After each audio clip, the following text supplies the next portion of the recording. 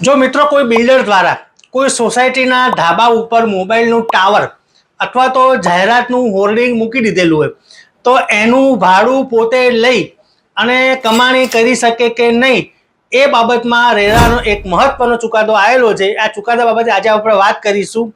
એક આશિયાના રેસિડેન્સી કરીને વટવાની એક સ્કીમ છે, એમાં આ ચુકાદો આવ્યો છે, તો તમે ખાસ જોજો ને। એમાં બિલ્ડરને રેરાએ એવું કહી દીધું છે કે ભાઈ આ તમે આવી રીતે ભાડું લઈ શકતા નથી અને તમે અગાઉ જે ભાડું લીધેલું છે ને બધું તમે રહીશોના એલઓટીઓના એસોસિએશનને પાછું આપો। તો આખો મામલો શું છે એ હું તમને જણાવું।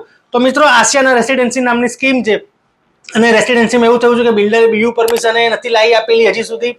આ ઉપરાંત સોસાયટીની રચના પણ નહોતી કરેલી અને ત્રીજું કે લોકો બિલ્ડરે જે સોસાયટીનું ધાબુ છે ત્યાં એક મોબાઈલ ટાવર મૂકી દીધેલો કોઈ પણ રહીશોને પૂછ્યા વગર અને એનું જે ભાડું આવે છે એ ભાડાની કમાણી પોતાની જોડે રાખતા હતા, એટલે પોતે જ લઈ લેતા હતા। એસોસિએશનને કે સોસાયટીને કશું મળતું નહોતું। આ ઉપરાંત બિલ્ડિંગમાં ઘણું બધું ગેરકાયદેસર બાંધકામ પણ જે કહેવાય એ કરેલું હતું, જે કોર્પોરેશનમાં જે મંજૂરી લીધેલી હોય એના કરતાં વધારાનું બાંધકામ કરેલું।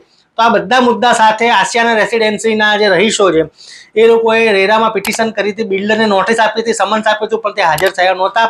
અંતે રેરાએ એક્સ પાર્ટી આ કેસ ચલાવી અને હુકમ કર્યો હતો। આ હુકમમાં આ આશિયાના રેસિડેન્સીને લગતો હુકમ છે, પણ બધા જ જે એપાર્ટમેન્ટો છે એને લાગુ પડે છે। તો તમે આ ખાસ સાંભળજો।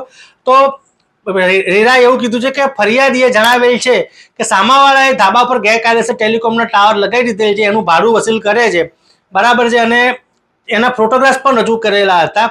એટલે રેરાએ એવું કીધું કે રેરાની કલમ 17(1) જોગવાઈ મુજબ પ્રમોટર પ્રોજેક્ટ કોમન એરિયાની માલિકી અને કબજો એસોસિએશનના નામે કરી આપવા માટે જવાબદાર છે। એટલે આ જે ધાબો છે એ કોમન એરિયામાં ગણાય અને એની માલિકી એસોસિએશનની ગણાય।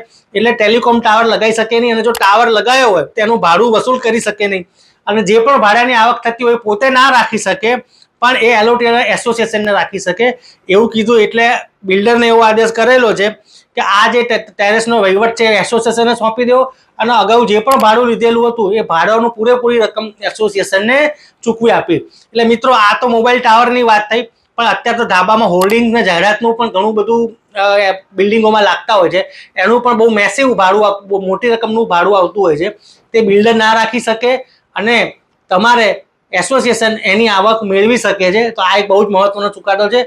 અમુક જે બિલ્ડરના ધાબાના રાઇટ છે એના વિશે એનું સ્પેસિફિક તમારા સોસાયટીમાં શું નિયમ છે એ જોઈને આ નિયમ લાગુ પડે છે, બાકી તમારે તમારો વકીલ સાહેબની સલાહ લઈ આ બાબતમાં આગળ વધી શકો છો। અને આ જે કલમ 17 છે એ પણ બહુ જ મહત્વની બાબત કહે છે કે જો બિલ્ડરે જે મેન્ટેનન્સ ઉઘરાયેલું હોય એ મેન્ટેનન્સની રકમ એલઓટીઓના એસોસિએશનના નામે બેંકમાં અલગ એકાઉન્ટ ખોલાવીને જમા કરાવવાની રહે છે। એટલે એમણે જે પણ એલઓટીઓ પાસેથી, ફ્લેટ ધારકો પાસેથી, ઓફિસ કે શોપ ધારકો પાસેથી જે આજીવન મેન્ટેનન્સ કે જે પણ મેન્ટેનન્સની રકમ લીધી હોય એ એસોસિએશનનું જે અલગ બેંક ખાતું છે એમાં પણ જમા કરાવવું પડે છે। તો આ બાબત ખાસ ધ્યાન રાખવાની રહે છે।